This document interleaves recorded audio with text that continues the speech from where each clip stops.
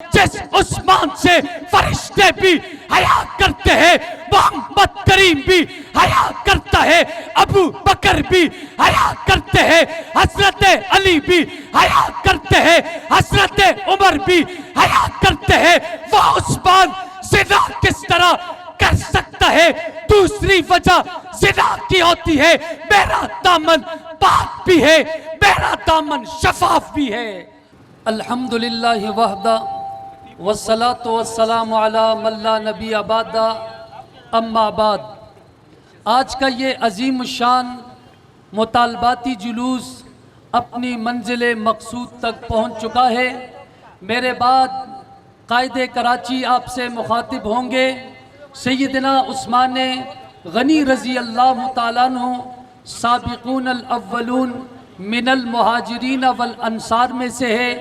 سب سے پہلے ایمان لانے والی جماعت میں سیدنا عثمان غنی رضی اللہ تعالیٰ عنہ کا نام نامی اسم گرامی چمکتا ہوا نظر آتا ہے۔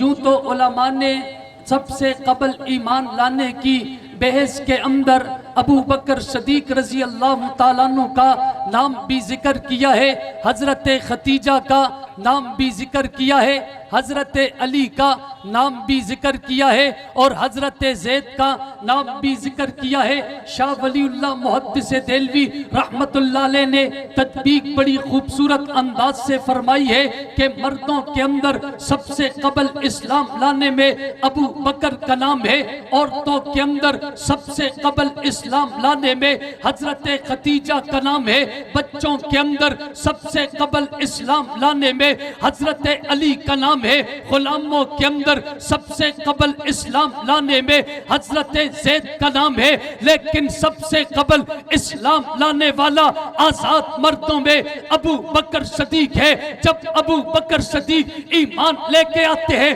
فوراً حضرت عثمان کے پاس چلے جاتے ہیں، حضرت عثمان کو دعوت دیتے ہیں۔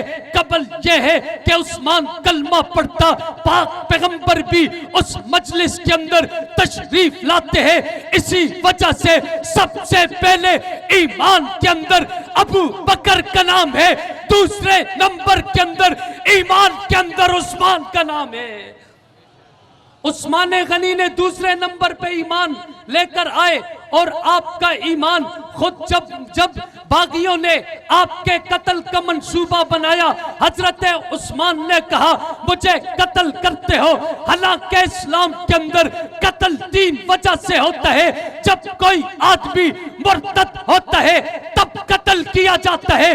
میں جب سے اسلام لے کر آیا ہوں آج تک کبھی بھی ارتداد کو اختیار نہیں کیا۔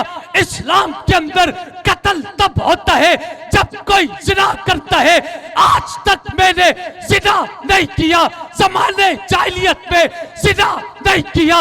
جس عثمان سے فرشتے بھی حیا کرتے ہیں، محمد کریم بھی حیا کرتا ہے، ابو بکر بھی حیا کرتے ہیں، حضرت علی بھی حیا کرتے ہیں، حضرت عمر بھی حیا کرتے ہیں، وہ عثمان زنا کس طرح کر سکتا ہے؟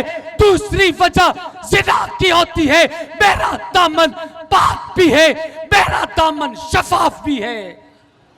اور تیسری وجہ، کسی کو جب کوئی ناحق قتل کیا جاتا ہے قصاص میں اسے قتل کیا جاتا ہے۔ میں نے زمانے جاہلیت کے اندر بھی کسی پہ تلوار نہیں اٹھائی، اسلام کے اندر بھی کسی پہ تلوار نہیں اٹھائی، ہمیشہ صبر کا پیکر بنا رہا۔ اور آج جب تم لوگوں نے کیرے کے اندر لیا ہے، آج بھی صبر کی بات کرتا ہوں، آج بھی امن کی بات کرتا ہوں، آج بھی پیغمبر کے شہر کے تقدس کی بات کرتا ہوں۔ پھر مجھے قتل کیوں کرتے ہو؟ میں نے زنا بھی نہیں کیا، قتل بھی نہیں کیا، مرتد بھی نہیں ہوا، پھر کس وجہ سے مجھے قتل کیا جاتا ہے؟ اگر تم قتل کرو گے میں عثمان صبر کروں گا۔ اس عثمان کے یوم شہادت پہ عام تعطیل کا اعلان ہونا چاہیے کہ نہیں؟ ہونا چاہیے کہ نہیں؟